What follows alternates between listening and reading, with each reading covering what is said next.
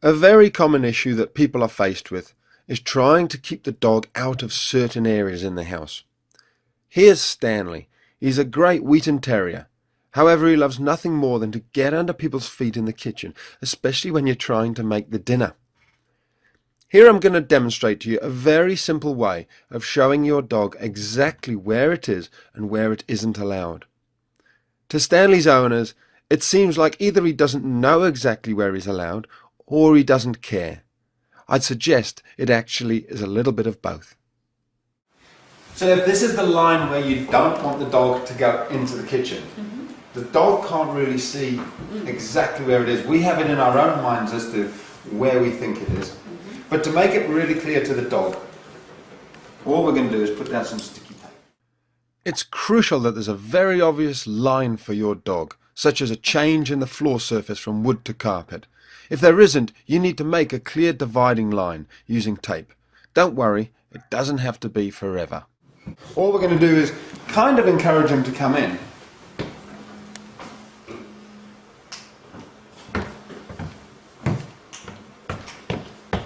He already knows there's something up. There's a line there.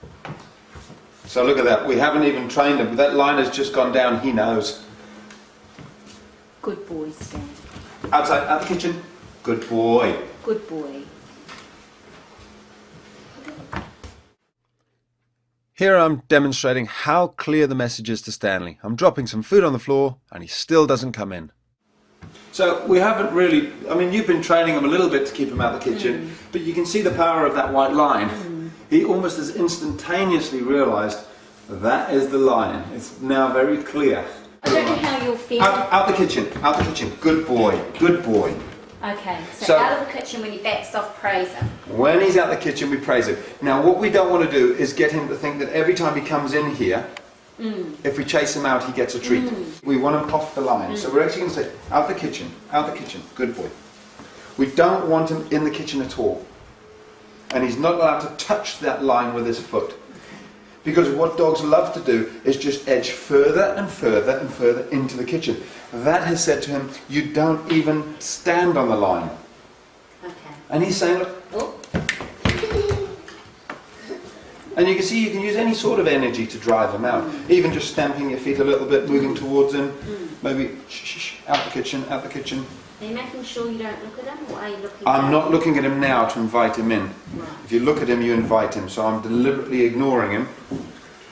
And you can see he's good. Now, when he's being like that, that's a very good boy. He's been outside for a good long time, out the kitchen. So good boy, good boy. Very good boy, darling. A little bit further. Using this calm, consistent method, it'll take only a little time before your dog, like Stanley, will get the message and understand which side of the line that he's allowed on.